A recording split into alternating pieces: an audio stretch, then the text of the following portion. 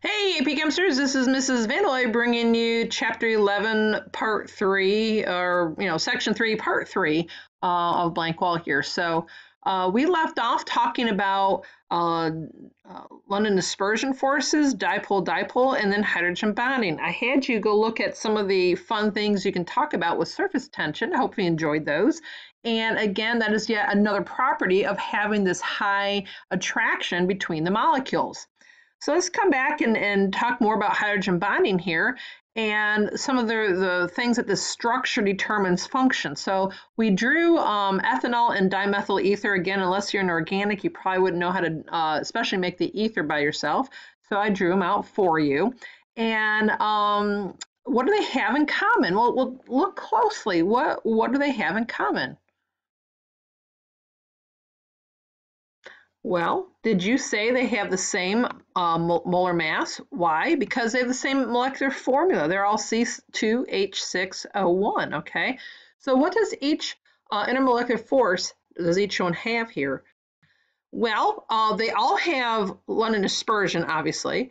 I do see oxygen in both of those, and they're not symmetrical. Why do you think I drew this in its bent form? If I just drew this out, in a two-dimensional way and put a methyl group on each side, then it looks symmetrical, but it's not because it's a bent molecule. Keep that in mind. But over here, if I have this OH on one side and the methyl groups, the carbon groups on the other side, it's definitely not symmetrical. So they both are dipole-dipole, but look closely now. This O has an H, therefore it has hydrogen bonding as well. But what about dimethyl ether? Do you see a hydrogen on the oxygen? No, you don't. So does this have hydrogen bonding? No, it doesn't. So it only has London dispersion and dipole-dipole. So the question down below is, one of the boiling points is -22 and the other one is 78.3. Determine which of the following has, which boiling point, and then talk about why it does. So why don't you pause this, answer the question, and treat this as an AP question. Answer it as if this is on May 9th's exam, or the AP exam in May. So pause this and see what you can come up with.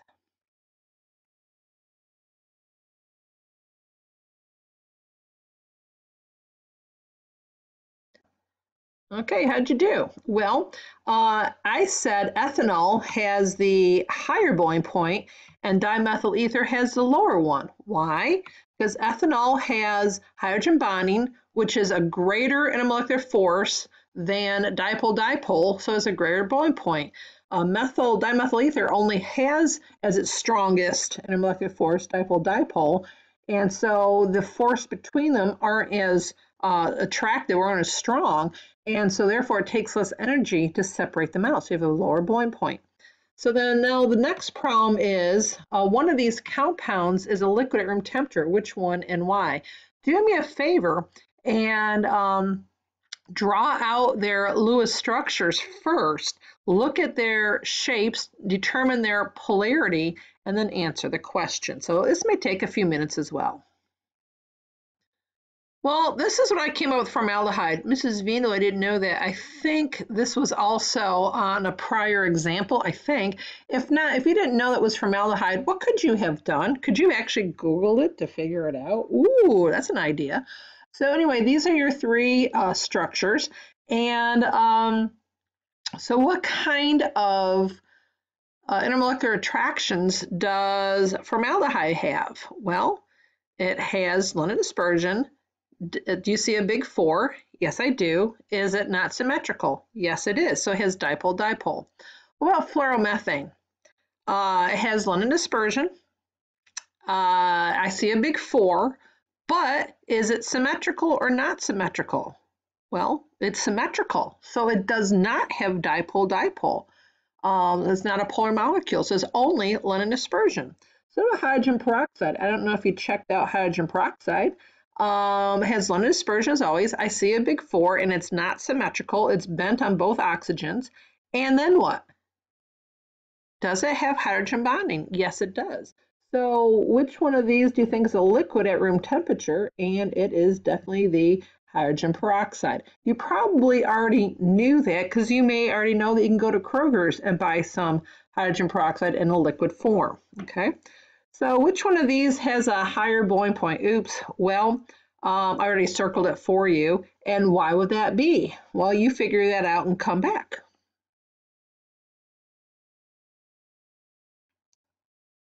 Well, how did you do? I said HF has London dispersion, dipole-dipole, and hydrogen bonding, therefore has greater intermolecular force, has greater attraction, higher boiling point. So again, as long as you know which one is the strongest, then you'd say, well, it works. But you could say, Mrs. Vanderlei, HCl has a higher molar mass. That's true, but in this case, obviously, the hydrogen bonding takes priority over the London dispersions, okay? So the London dispersion, remember, are your weakest form. So even though they have different molar masses, you can still say with certainty that HF will be a higher boiling point. Okay, there is one more type of intermolecular attraction. It's called ion dipole forces. They occurs when you have an ionic compound is mixed with a polar compound, usually like water. And how does water dissolve that ionic compound? So obviously, like in the case of sodium chloride, that the partial positive hydrogens will attract the partial negative or the negatively charged ion of chloride, and the partially negative oxygens will attract the positively charged sodiums, all right, and it pulls them away. This isn't the first time you've seen this, so I sure hope that this is becoming more commonplace for you to understand how does dissolving work, okay? Problem number 8, which substance has the greatest boiling point? So again, defend your answers using IMS. Take a few minutes out and circle the right one and defend your answer. Hopefully the answers are starting to make more sense and you're understanding what it takes to have a higher boiling point. So pause this and see what you do.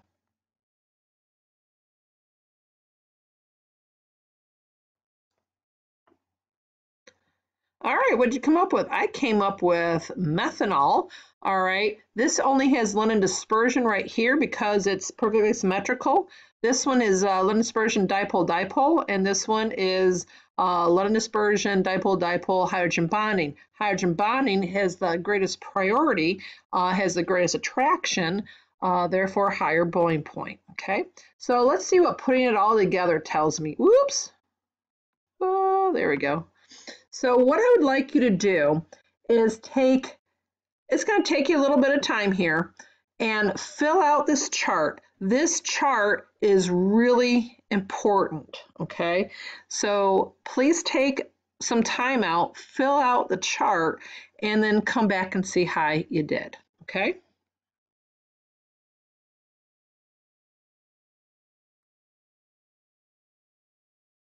All right, so trichloromethane is your first one. It's a tetrahedral. It is polar because it's not symmetrical. You have those 3 chlorides together or chlorines together. You have London dispersion dipole-dipole, and then there are my forces. How do you do that? You have to show where the partial charges are and put the partial positive next of one molecule next to the partial negative of the other one.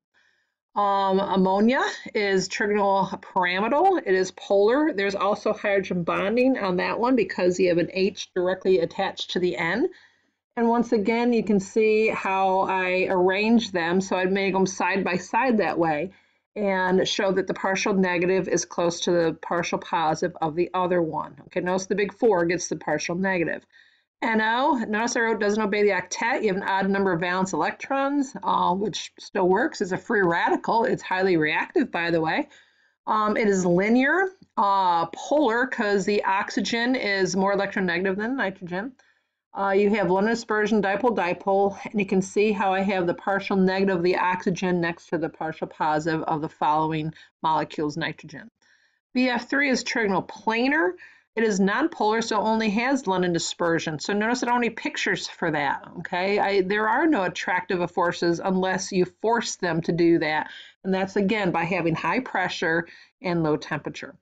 N2 is linear, nonpolar, again, London dispersion.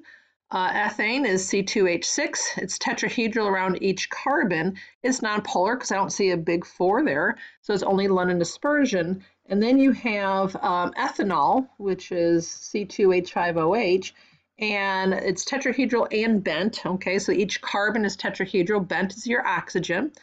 It's polar because of the oxygen. You have London dispersion, dipole-dipole, and hydrogen bonding. And if you look that you have the O attracted to the H here, also you could have the O attracted to the H over here too as well, of this hydrogen. So anyway, hopefully that will help you. Okay, so let's look at the next one. It says predict or consider these compounds. This is a classic AP question, okay? Classic. So it says consider these compounds. Which compound has a boiling point closest to that of argon? So if you're talking about boiling point on the AP exam, the thing you got to consider immediately is what kind of intermolecular attraction does it have. So I labeled them for you. Chlorine is only London dispersion. HCl is dipole-dipole. Notice I only gave you the strongest ones. Fluorine is London dispersion. Sodium fluoride is ionic. That's the boiling point's in the thousands of degrees.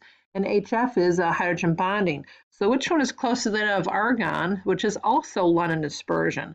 So I'm going to just totally ignore the hydrogen chloride, the sodium fluoride, and the hydrogen fluoride, all right, because their intermolecular forces are much greater than argon. So then what? Well, which one of these two is closer to the molar mass? I only have chlorine left and fluorine left. So which of those two, chlorine or fluorine, has a molar mass closest to argon? Chlorine does. All right, so let's see what I'm doing here. There we go. Actually, no. I'm sorry, I forgot to multiply by 2. Fluorine does, all right, because it has a 38 when I multiply it by 2. So chlorine has 71, argon is 40. It's definitely fluorine. I apologize for that. All right, let's see what's happening next. Well, thank goodness we are at the end of section 11.3. I'm sorry it took 3 videos to get done with it.